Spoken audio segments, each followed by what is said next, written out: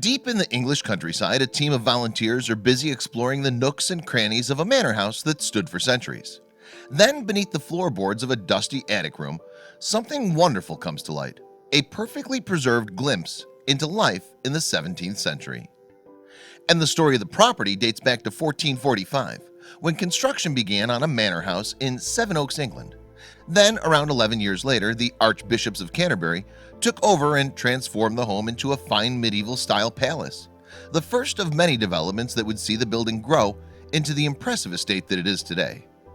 Known as Knowle, the great house has stood through some of the most tumultuous periods in English history, and since the beginning of the 17th century, the manor's been in the hands of the influential Sackville family. Eager to display their wealth, the Sackvilles added grand showrooms to the building over the years.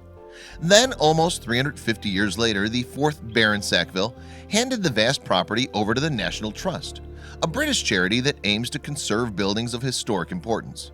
And slowly, the organization began the monumentous task of opening up the estate's many rooms for the public to enjoy. In 1967, however, Knowle became renowned as the setting of the Beatles video to Strawberry Fields Forever. In the promo clip, the iconic band can be seen clambering over a dead oak tree in the estate's grounds. And amazingly, some 50 years later, fans still make pilgrimages to the house to track down that exact tree. Today, the 7th Baron Sackville lives with the family in a wing of the house. However, the property is still possessed by the National Trust, and the charity has responsibility for maintaining the estate. With Knowle's long hallways, many courtyards and staircases, connecting as many as 420 rooms, though, keeping the manor looking its best is an arduous job that requires an army of staff and volunteers. And beginning in 2014, the National Trust embarked on an ambitious 5-year restoration project at Knowle. During the venture, archaeologists have delved into forgotten corners underneath floorboards and in the gaps between rafters. In the process, however, those inspecting the house have discovered objects that have slipped through the cracks over the years. Usually, those involved in the conservation work discover everyday items such as litter and ticket stubs. They may also turn up a more practical item such as nails and leftover wiring. However, in January of 2017, the National Trust reported that some altogether more exciting finds had emerged. Apparently, the man behind this discovery was Jim Parker, a member of the premises and archaeology teams. He was among the 40 volunteers who had received special training in archaeological research practices and have played instrumental roles in the work being carried out at Knowle.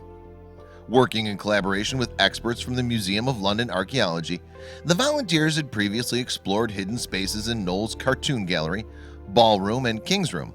But it was the attic space of the area called the South Barracks that Parker made his incredible find. At first, the team had uncovered little more than animal bones and a handful of old nails. Then Parker spotted something intriguing. "I was very excited to see some pieces of paper hidden underneath some rush matting," he later announced in a statement from the National Trust. And even though the find was coated in dust, Parker soon knew he was onto something special. "We realized one of the items was a letter, and there was writing on it which looked like 17th century hand," Parker continued. "I was nicknamed Jim Deanna Jones after that day." However, it would be a while before experts could take a close look at the discovery. The papers were so old that they needed to be sent to a specialist laboratory in London to be cleaned. So, after photographing the letters, conservation expert Jan Kudajar began the painstaking work of returning them to a legible basis. Using a combination of rubber powders, brushes, and special document cleaners, he was able to restore the documents before placing them in a humidifying chamber. In the heat of the chamber, the paper fibers then relaxed, allowing the letters to be flattened out by a paper press. Then, finally, experts were able to get a proper look at the items that had laid undisturbed in the attic at Knowle for hundreds of years, dating from May of 1603 and October of 1633. The missives provided a fascinating insight into life at the 17th century estate. The 1633 note appeared to be a shopping list written by a man named Robert Draper. In it, he asks for several items including a frying pan, a fire shovel, pewter spoons, and greenfish, a term for codfish that's not been salted, to be sent to Copt Hall, a manor almost 50 miles north of Knowle Park. The letter was also written on expensive paper, and the author's fine handwriting suggests that Draper was once a highly regarded member of staff at the hall. But how did this letter come to be in the attic at Knowle? Well, apparently Frances Cranfield, the daughter of Copt Hall's owner, married Richard Sackville in 1637. Then some years later, a number of bulky items, including trunks stuffed with documents, were relocated from the hall to Sackville's home at Knoll. There, a number of possessions were stockpiled in the attic, and this explains how letters like Draper's may have slipped out and then been left behind. And while the letter written in 1603 remained undeciphered, a building contractor would ultimately discover a third document hidden in the ceiling above the upper king's room. Dated 1622, it proved even more difficult than Parker's letter to restore. Apparently, the paper of the 1622 note was incredibly delicate. As a result, then, Kudajar had to use tissue paper to repair the tears that appeared during the restoration process. But with the help of infrared technology, experts were able to partially translate the note. Apparently, it appeared to be a thank you letter referencing some kind of donation made to those in need. To those in charge at Knoll, the documents have given them a fascinating glimpse into the past.